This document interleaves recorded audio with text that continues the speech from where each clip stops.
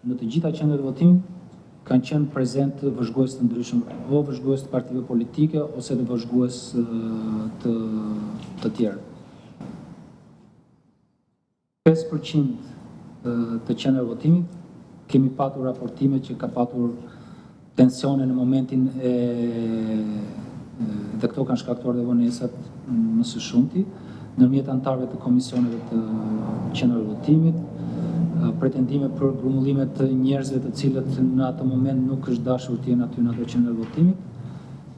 Ka ndërhyrë Komisioni Qendror i Zgjedhjeve dhe pastaj situata është stabilizuar.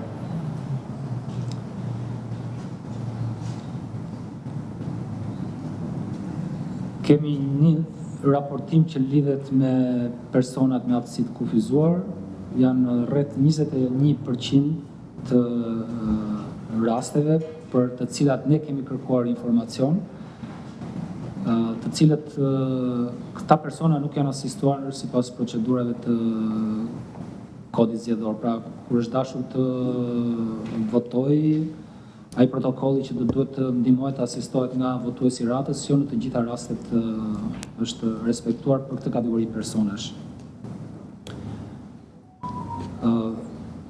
Pasi ka filluar procesi, kemi patur në 6% të qendrave votimit ndërprerje të procesit për arsye teknike, logjistike edhe të tilla të themi, por situata pasaj është stabilizuar me ndërhyrjen e inspektorëve të Komisionit Qendror të Zgjedhjeve dhe komunikimin që kemi patur me komisionerët e këtyre qendrave votimit.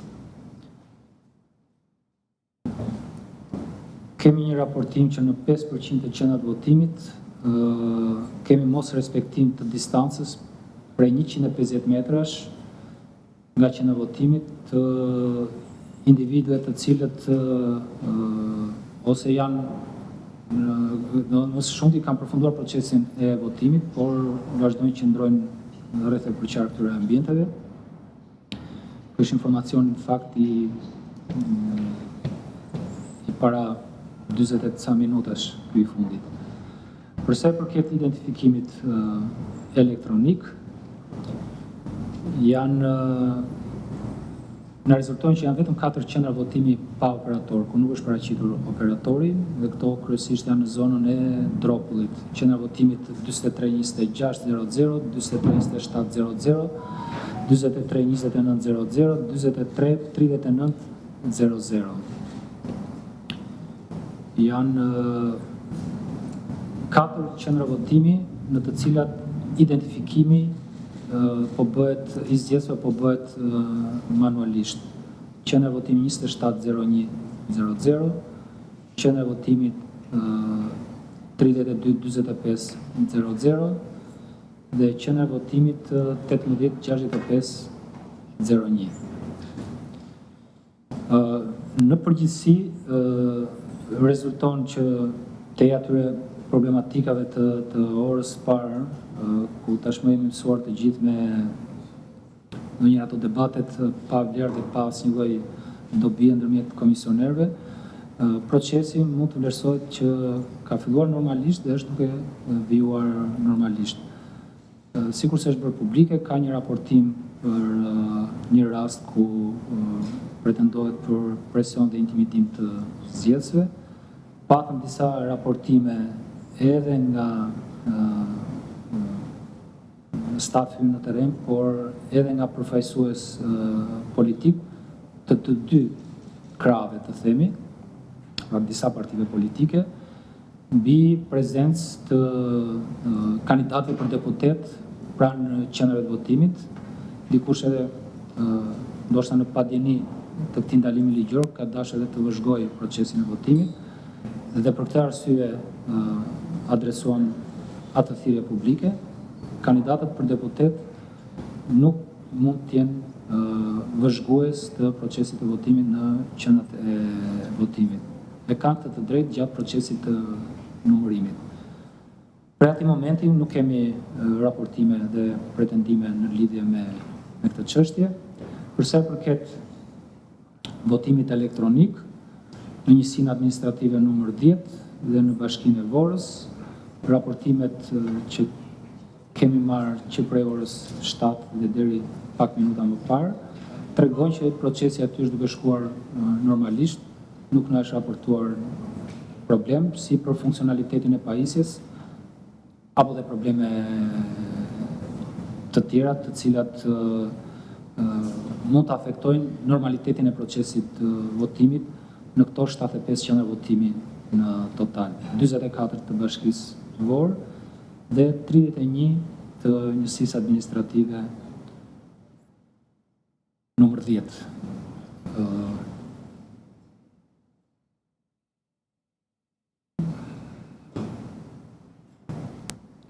Këto janë pak a shumë informacionet paraprake, duke e përfunduar dhe me informacion që lidhet me pjesëmarrjen. Është 13.54%, por ju këtë mund ta konsultoni në kohë reale. Mirë, faleminderit. Pyetje? Po. Greta Bullari, ABC News. Zoti Celibashi, ju folët për kandidatët dhe për thirrjen publike që ju i bët, por keni një numër se sa ka qenë numri i kandidatëve dhe cilave subjekte i përkasin këto kandidat? Do të mjaftoheni vetëm me thirrjen publike që bët apo do të ketë edhe masa? Pyetja e parë. Dhe pyetja e dytë ka të bëjë pikërisht me një kërkesë të Partisë Socialiste që kërkon shtyrjen e procesit të votimit në qarkun e Vlorës deri në orën 22. Ka një vendim lidhur me këtë? Faleminderit. Faleminderit.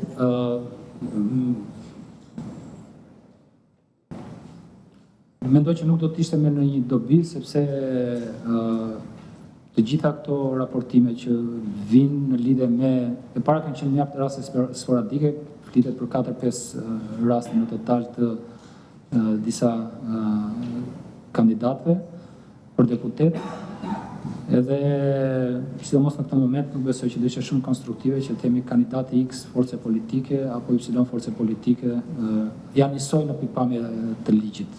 Edhe përsa kohë që për ne janë me status kandidat, pak rëndësi ka se kë përfaqësojnë.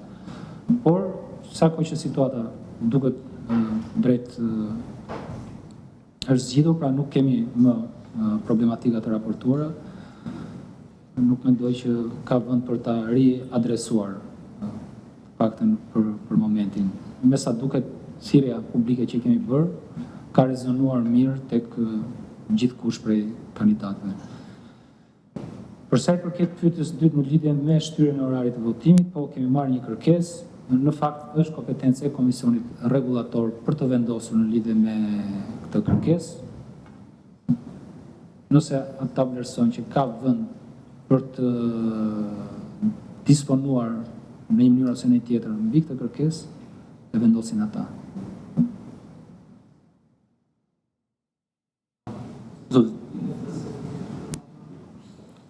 Ndjes se nuk i di.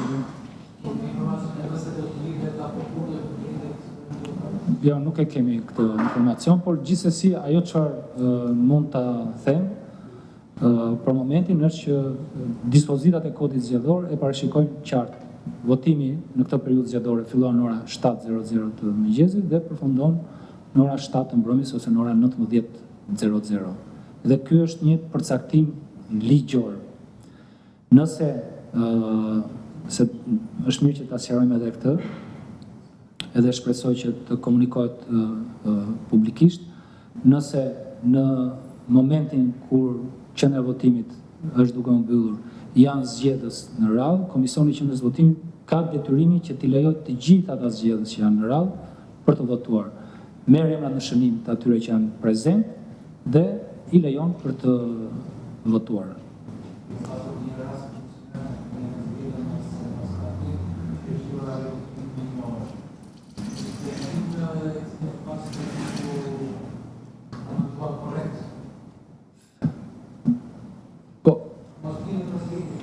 Nuk di ta them këtë, se sa ku është dhe kompetencë e një strukture tjetër, le t'ja lëm fjalën atyre për këtë çështje.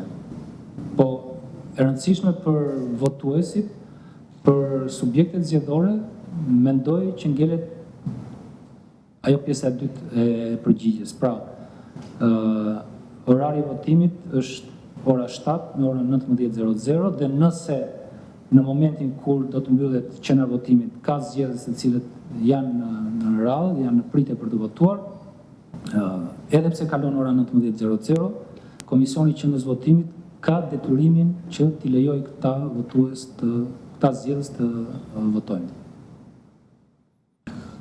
Komisioner, keni problem asaj përket votimit nga jashtë, sa ka qenë numri total i komplet të votimit të tërhequra nga zgjedhësisht dhe sa mund të jetë dërgesa e fundit që mund të sot? Nëse keni ndonjë nga operatorët të parë. Duke qenë se çdo informacion për votimin nga jashtë paraqitet në mënyrë automatike në faqen e internetit të KQZ-s, do të them që nuk kam më shumë edhe se sa ju informacion dhe se sa informacion është paraqitur në faqen e internetit. Gjithsesi, po e prezantoj publikisht të dhënë, deri tani janë 185.679 zarfe të mbritur në KQZ, në fakt është pak më i madh ky numër, nëse shikoni tani ndryshon pak drelunat lutem atë. Janë dhe 2500 zarfe të cilët janë administruar në kutinë e posaçme. Janë zarfe të cilët kur kanë mbritur në Komisionin Qendror të Zgjedhjeve që prej ditën 1 kur ka filluar ky proces, janë konsideruar sipas parashikimeve të ligjit e akteve të Komisionit Rregullator si të parregullt të themi nga pikpamje formale, por gjithsesi edhe këto zarfa do të nështrohen procesit të vlerësimit nga grupet e numërimit dhe nga Komisioni Administrimit dhe Vlerësimit të votave nga jashtë. Pra janë 185.679 plus 2.502. Presim sot janë ditën e fundit një dërgesë të zarfeve nga gjitha vendet, themi. Akoma nuk e kemi informacionin nga DL se sa mund të jetë ky numër. Por kemi raportuar me ta që mbritja të jetë jo më vonë se ora 5 për të dhënë mundësi që të gjitha ato fletë votimi që do mbrihin sot të marrin vullën e hyrjes para orës 19:00. Besoj që do të shkojë mbi 200.000 numri i votuesve nga jashtë. Komisioner, me që se jemi dhe diaspora, unë kam një pyetje për diasporën dhe një për ne që votojmë brenda vendit. Për diasporën keni administruar një kërkesë nga Partia Demokratike për të ndarë më vete zarfa që vinë nga Greqia dhe për i trajtuar veçmas. Nuk e di, besoj që është kompetencën tuaj për ta vlerësuar këtë kërkesë. Ka një vendimarrje për këtë? Mënyra administrimit të dokumentacionit zgjedhor që vjen nga jashtë është e përcaktuar me akt të Komisionit Rregullator dhe te kësaj mënyre të administrimit që ne jemi duke zbatuar deri tani nuk mund të shkojmë. Nga ana tjetër, dhe këtu flas për kompetencën e Komisionerit Shtetëror për Zgjedhjet, jemi duke vlerësuar këtë kërkesë të Partisë Demokratike dhe do të kemi një qasje e cila të themi i siguron të gjitha palët mbi integritetin e procesit. Nëse ka vend për të disponuar të paktën si komisioner shtetëror në lidhje me këtë çështje, siguroj që do ta bëj. Gjithsesi, ky është një proces dhe deri në orën 19:00 ose më mirë të themi derisa të fillojë procesi i vlerësimit, do të shikojmë se si dhe mbi çë bazë kjo kërkesë do duhet të adresohet. Rikonfirmoj që pa hyrë diskutimin në lidhje me bazëveshmërinë e kësaj kërkese, kemi detyrimin dhe në mënyrë të korshiente të përgjeshme plotësisht po e vlerësojmë këtë. Nuk duam që procesi votimit nga jashtë për herë të parë të marrë qoftë edhe një konsiderat qoftë edhe periferike negative. Kështu që do bëjnë çdo përpjekje të karakterit juridik, administrativ dhe organizativ që çdo gjë të jetë e qartë për këtë ndodh. Ndërkohë ju raportuat mos gaboj për 5% qendrave të votimit që nuk kanë qenë të gjithë komisionerët, pra kanë munguar të paktën 3 komisionerë, nuk janë 7, ishin 4, sipas jush mjaftueshë për të hapur votimin. A mund të na thoni komisionerët e cilës parti nuk janë paraqitur më së shumti nëse ka një databazë? Faleminderit. Për momentin nuk e kam këtë informacion, po me siguri në